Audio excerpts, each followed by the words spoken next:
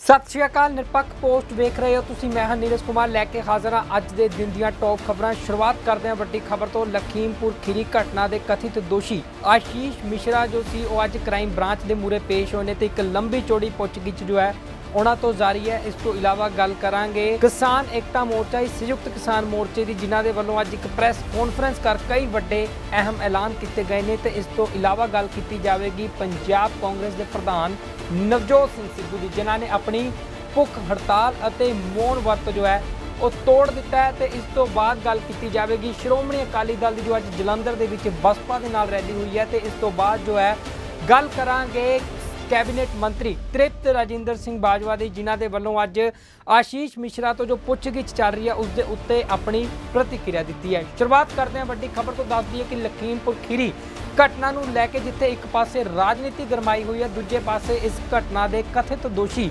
आशीष मिश्रा जो ने अज crime branch के मूहरे पेश होए ने। ते लगातार एक तो बाद एक सवालों की झड़ी आशीष के अगे क्राइम ब्रांच ने लगा दी है। लगातार कई घंटिया तो आशीष तो पुछगिछ की जा रही है। इस दौरान आशीष के वकील भी उन्होंने नाल ही दसे जा रहे हैं। लखीमपुर खीरी च जो हिंसक घटना वापरी सी उस विच करीब 8 लोगों की मौत हुई सी, जिस विच 4 किसान भी शामिल सन। आशीष मिश्रा के पिता केंद्रीय गृह राज मंत्री अजय मिश्रा हैं। राजनीतिक दलों के आगू लगातार हिंसक घटना च जान गवाउण वाले पीड़ित परिवारक मैंबरों के नाल मुलाकात करने लई पहुंच रहे हैं। तो लगातार कथित दोषी आशीष मिश्रा की गिरफ्तारी की मंग की जा रही है। बीते दिन पंजाब कांग्रेस के प्रधान नवजोत सिंह सिद्धू लखीमपुर खीरी पहुंचे सन ते उत्थे ही दोषियों की गिरफ्तारी ना होने तक भुख हड़ताल ते मौन वर्त ते बैठ गए सन। परंतु जदों ही Ashish Mishra police line crime branch मूहरे पेश होए उदों ही सिद्धू ने भुख हड़ताल जो है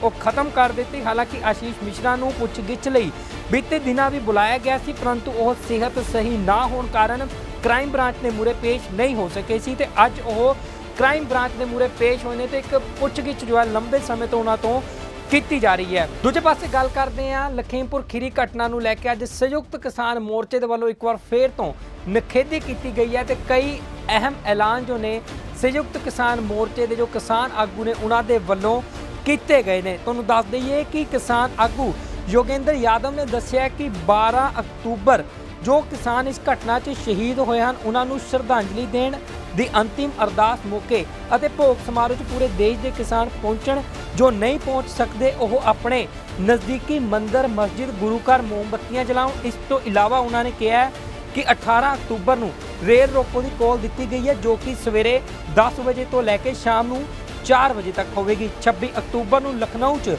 एक महा किसान पंचायत का आयोजन भी किया जाएगा। 5 अपील हम पूरे देश के लिए कर रहे हैं। पहला कार्यक्रम है 12 तारीख।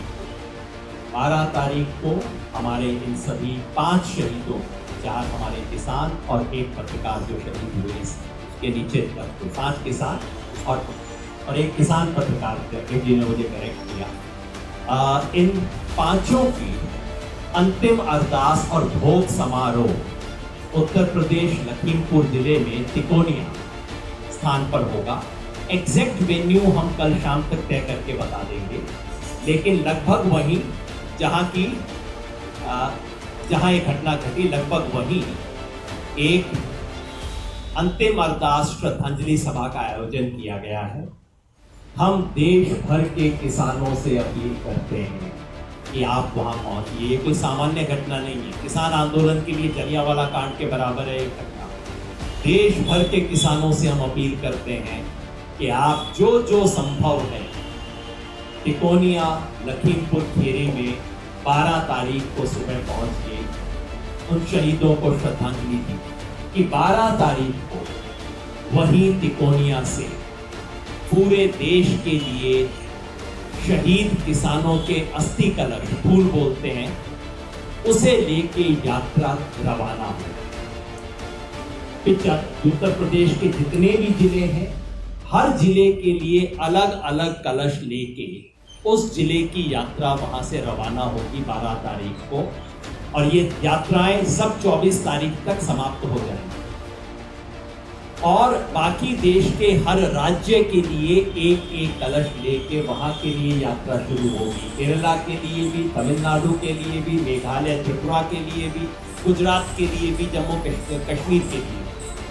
तो 12 तारीख से कलश यात्रा, शहीद किसान कलश यात्रा रवाना होगी हर जिले के लिए, हर राज्य के लिए, और उसे अपने अपने जिले, अपने अपने राज्य में संयुक्त किसान मोर्चा के जो सहयोगी संगठन है वो तय करेंगे यात्रा का विसर्जन कहाँ पे होगा।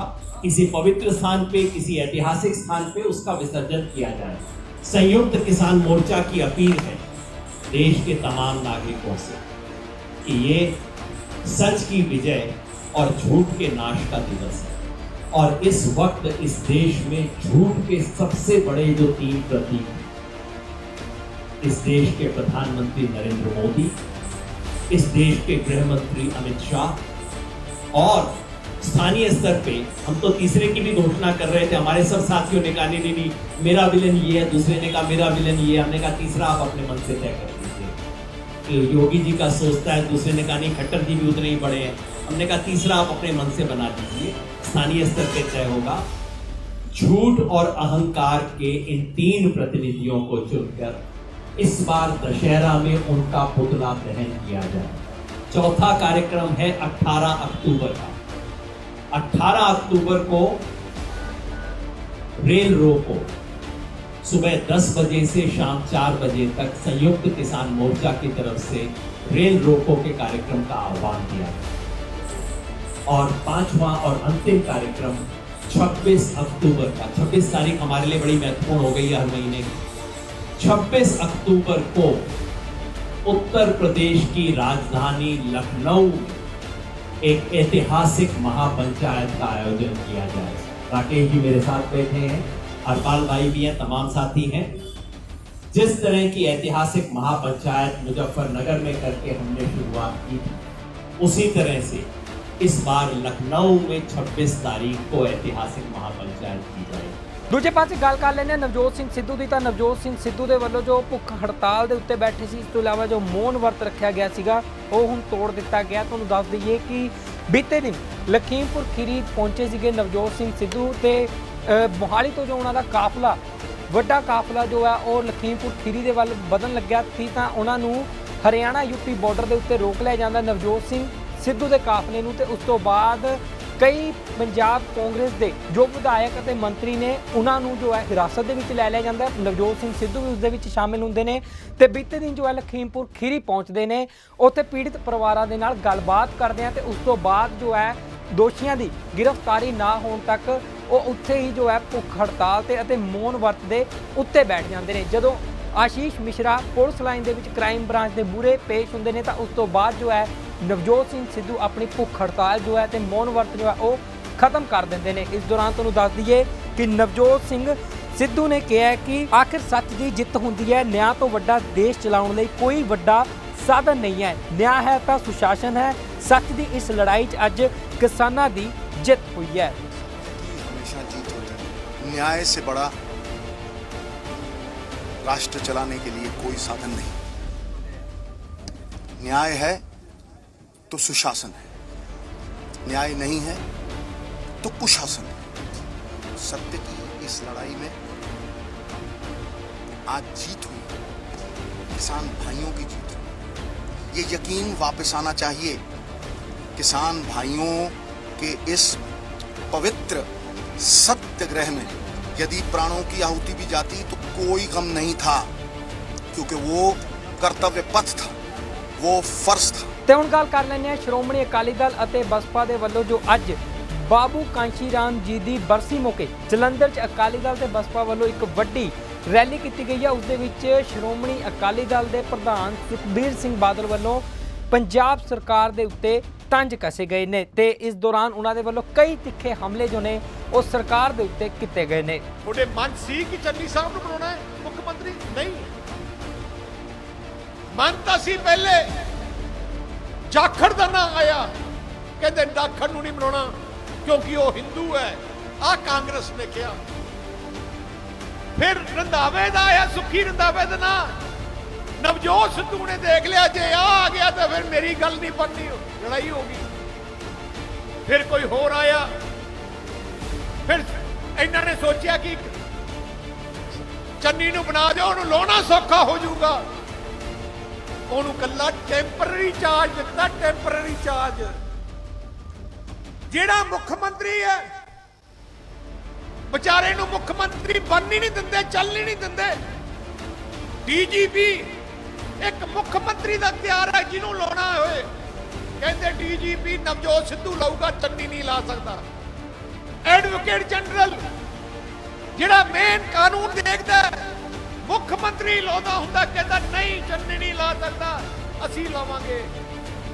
ਐਸਐਸਪੀ ਚੰਨੀ ਨਹੀਂ ਲਾ ਸਕਦਾ, ਅਸੀਂ ਲਾਵਾਂਗੇ।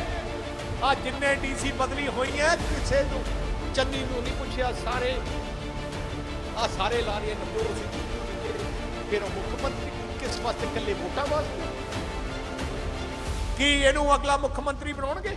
ਦੂਜੇ ਪਾਸੇ ਪੰਜਾਬ ਦੇ ਕੈਬਨਿਟ ਮੰਤਰੀ ਤ੍ਰਿਪਤ ਰਾਜਿੰਦਰ ਸਿੰਘ ਬਾਜਵਾ ਦੇ ਵੱਲੋਂ ਵੀ ਲਖੀਮਪੁਰ ਖੀਰੀ ਘਟਨਾ ਦੀ ਜੋ ਹੈ ਸਖਤ ਸ਼ਬਦਾਂ ਦੇ ਵਿੱਚ ਨਿਖੇਧੀ ਕੀਤੀ ਗਈ ਹੈ ਤੇ ਯੂਪੀ ਸਰਕਾਰ ਦੀ ਕਾਰਗੁਜ਼ਾਰੀ ਦੇ ਉੱਤੇ ਸਵਾਲ ਚੁੱਕੇ ਗਏ ਨੇ। ਤੇ ਇਸ ਤੋਂ ਇਲਾਵਾ ਅੱਜ ਜੋ ਆਸ਼ੀਸ਼ ਮਿਸ਼ਰਾ ਤੋਂ ਪੁੱਛਗਿੱਛ ਹੋ ਰਹੀ ਹੈ ਉਸ ਦੇ ਉੱਪਰ ਵੀ ਆਪਣੀ ਪ੍ਰਤੀਕਿਰਿਆ ਤ੍ਰਿਪਤ ਰਾਜਿੰਦਰ ਸਿੰਘ ਬਾਜਵਾ ਦੇ ਵੱਲੋਂ ਦਿੱਤੀ ਗਈ ਹੈ। ਬਿਲਕੁਲ ਨਹੀਂ, ਇੱਕ ਡਰਾਮਾ ਕੀਤਾ ਜਿਹਨੂੰ ਪਹਿਲੇ ਤਾਂ ਨਹੀਂ ਫੜ ਲੈਣਾ ਚਾਹੀਦਾ ਸੀ। ਉਹਨੂੰ ਆਖਿਆ ਤਫਤੀਸ਼ ਜਾਇਨ ਹੋ, ਮਤਲਬ ਵੀ ਉਹ ਅੱਧਾ ਘੰਟਾ ਬਹਿ ਕੇ ਫਿਰ ਘਰ ਨੂੰ ਚਲੇ ਜਾਏਗਾ। ਬਿਲਕੁਲ ਧੱਕਾ ਹੋ ਰਿਹਾ। ਯੋਗੀ ਜੀ ਤੇ ਮੋਦੀ ਸਾਹਿਬ ਕੋਈ ਇਨਸਾਫ ਦੇਣ ਵਾਲੇ ਪਾਸੇ ਨਹੀਂ। ਉਹ ਸਮਾਜ 'ਚ ਡਿਵੀਜ਼ਨ ਪੈਦਾ ਕਰਕੇ ਵੋਟਾਂ ਲੈਣ ਵਾਲੇ ਪਾਸੇ ਨੇ। ਉਹਨਾਂ ਨੂੰ ਇੱਕੋ ਅੱਗ ਲੱਗੀ ਵੀ ਯੂਪੀ 'ਚ ਸਰਕਾਰ ਸਾਡੀ ਕਿਵੇਂ ਬਣੇਗੀ। ਉਹਦੇ ਲਈ ਹਰ ਜੋ ਘਟੀਆ ਕੰਮ ਕਰ ਸਕਦੇ ਨੇ ਉਹ ਕਰਨ। ਮੁੱਖ ਮੰਤਰੀ ਯੂਪੀ ਦੇ ਯੋਗੀ ਨੇ ਉਹਨਾਂ ਨੇ ਇੱਕ ਸੀਐਮ ਚੰਨੀ ਦੇ ਉੱਤੇ ਤਾਂ ਕੱਸਿਆ ਕਿ ਪੰਜਾਬ ਤੇ ਸੰਭਾਲਿਆ ਨਹੀਂ ਜਾਂਦਾ, ਆਪਣੀ ਮਰਜ਼ੀ ਨਾਲ ਤੇ ਡੀਜੀਪੀ ਲਗਾ ਨਹੀਂ ਸਕਦੇ ਤੇ ਯੂਪੀ ਵਿੱਚ ਆ ਕੇ ਯੋਗੀ ਸਾਹਿਬ ਨੂੰ ਮੇਰੇ ਖਿਆਲ ਸਿਸਟਮ ਦਾ ਨਹੀਂ ਪਤਾ। ਡੀਜੀਪੀ ਪਹਿਲਾਂ ਪੈਨਲ ਭੇਜਣਾ ਪੈਂਦਾ ਦਿੱਲੀ, ਉੱਥੇ ਉਸ ਪੈਨਲ 'ਚੋਂ 3 ਬੰਦੇ ਸਿਲੈਕਟ ਹੋ ਕੇ ਆਉਂਦੇ ਨੇ, ਫਿਰ ਚੀਫ ਮਿਨਿਸਟਰ ਨੇ ਡੀਜੀਪੀ ਲਾਉਣਾ ਹੁੰਦਾ। ਸੋ ਯੋਗੀ ਸਾਹਿਬ ਪੈਨਲ ਗਿਆ ਹੋਇਆ, ਜਦੋਂ ਪੈਨਲ ਆ ਜਾਏਗਾ ਸੀਐਮ ਸਾਹਿਬ ਆਪਣਾ ਡੀਜੀਪੀ ਲਾ ਲੈਣਗੇ। ਤੁਸੀਂ ਸਾਡੀ ਸਟੇਟ ਦੀ ਨਹੀਂ ਆਪਣੀ ਸਟੇਟ ਦੀ ਫਿਕਰ ਕਰੋ, ਆਪਣੇ ਲਾਅ ਐਂਡ ਆਰਡਰ ਵੇਖੋ।